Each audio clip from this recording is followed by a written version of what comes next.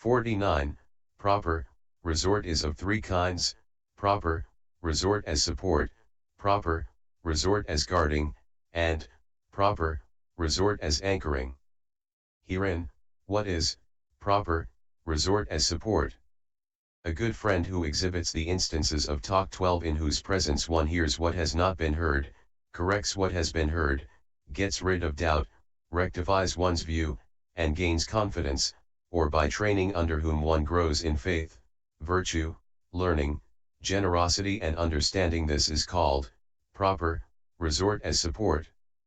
50. What is proper resort as guarding? Here a bhikkhu, having entered inside a house, having gone into a street, goes with downcast eyes, seeing the length of a plough yoke, restrained, not looking at an elephant, not looking at a horse, a carriage, a pedestrian, a woman, a man, not looking up, not looking down, not staring this way and that. Nid I 474. This is called proper resort as guarding. 51. What is proper resort as anchoring? It is the four foundations of mindfulness on which the mind is anchored, for this is said by the Blessed One, Bhikkhus. What is a bhikkhu's resort? His own native place. It is these four foundations of mindfulness, SV 148. This is called proper resort as anchoring. Being thus furnished with, endowed with, this proper conduct and this proper resort, he is also on that account called one possessed of proper conduct and resort. 20. 52. Seeing fear in the slightest fault. 42. One who has the habit, sila, of seeing fear in faults of the minutest measure, of such kinds as unintentional contravening of a minor training rule of the Patimokkha, or the arising of unprofitable thoughts. He trains himself by undertaking, samadaya, the precepts of training, whatever there is among the precepts of training to be trained in all that he trains by taking it up rightly, samadaya.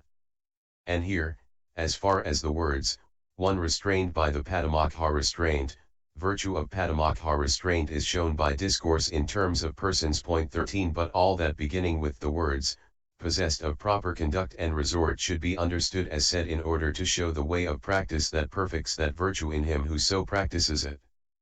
53. B. Now, as regards the virtue of restraint of faculties shown next to that in the way beginning, on seeing a visible object with the eye, herein he is a bhikkhu established in the virtue of Patimokkha restraint. On seeing a visible object with the eye, on seeing a visible object with the eye consciousness that is capable of seeing visible objects and has borrowed the name eye from its instrument. But the ancients, Paro, said, the eye does not see a visible object because it has no mind. The mind does not see because it has no eyes. But when there is the impingement of door and object he sees by means of the consciousness that has eye sensitivity as its physical basis. Now, an idiom, such as this is called an accessory locution, sasamharakatha, like he shot him with his bow, and so on. So the meaning here is this, on seeing a visible object with eye consciousness. 14. 54. Apprehends neither the signs, he does not apprehend the sign of woman or man, or any sign that is a basis for defilement such as the sign of beauty, etc., he stops at what is merely seen. Nor the particulars, he does not apprehend any aspect classed as hand, foot, smile, laughter, talk, looking ahead, looking aside, etc., which has acquired the name particular, anubhyanjana, because of its particularizing, anubhyanganato, defilements, because of its making them manifest themselves. 14. On seeing a visible object with the eye, if the eye were to see the visible object, then, organs, belonging to other kinds of consciousness would see too, but that is not so. Why? Because the eye has no thought, asatanata. And then, were consciousness itself to see a visible object, it would see it even behind a wall because of being independent of sense resistance, upakabhitvato, but that is not so either because there is no seeing in all kinds of consciousness. And herein, it is consciousness dependent on the eye that sees, not just any kind.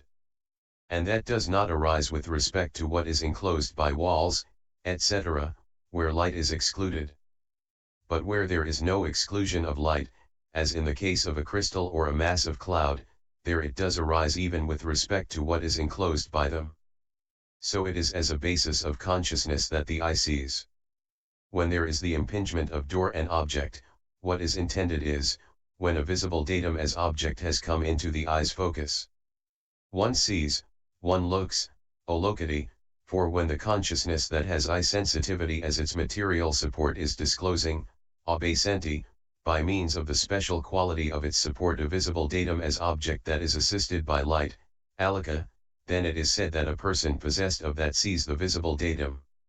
And here the illuminating is the revealing of the visible datum according to its individual essence, in other words, the apprehending of it experientially, pakakhato. Here it is the sign of woman because it is the cause of perceiving as woman all such things as the shape that is grasped under the heading of the visible data, materiality, invariably found in a female continuity, the unclear-cutness, avasadata, of the flesh of the breasts, the beardlessness of the face, the use of cloth to bind the hair, the unclear-cut stance, walk, and so on. The sign of man is in the opposite sense. He only apprehends what is really there. Like the elder Mahatissa who dwelt at Siddhiyapabada.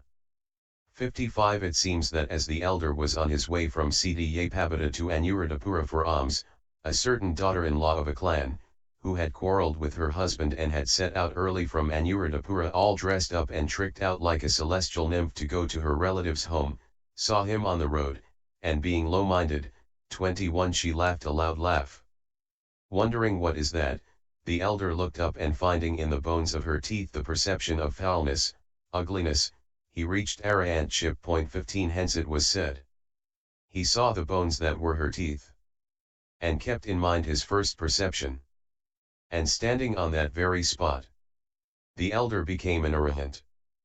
But her husband, who was going after her, saw the elder and asked, Venerable Sir, did you by any chance see a woman? The elder told him, whether it was a man or woman that went by I noticed not.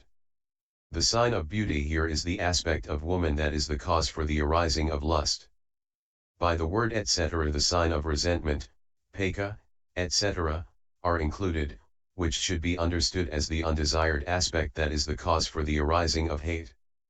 And here admittedly only covetousness and grief are specified in the text, but the sign of equanimity needs to be included too, since there is non-restraint in the delusion that arises due to overlooking, or since forgetfulness of unknowing is said below, 57. And here the sign of equanimity should be understood as an object that is the basis for the kind of equanimity associated with unknowing through overlooking it.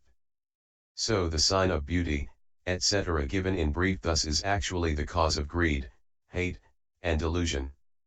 He stops at what is merely seen, according to the Sutta method, the seen shall be merely seen, ud8.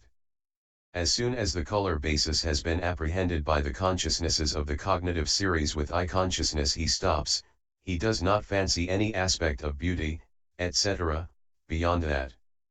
In one who fancies as beautiful, etc., the limbs of the opposite sex, defilements arisen with respect to them successively become particularized, which is why they are called particulars.